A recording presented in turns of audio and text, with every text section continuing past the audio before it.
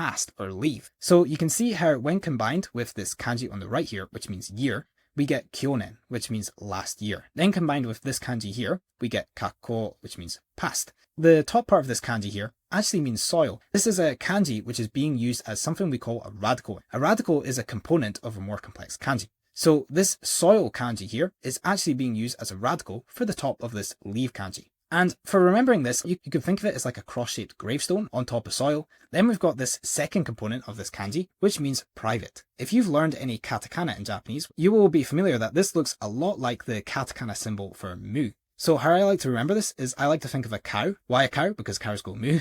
And it's just typing in a password or something like that onto a computer. Password is like something you associate with private. So we know that this top part here means soil, and we know that this bottom part here means private.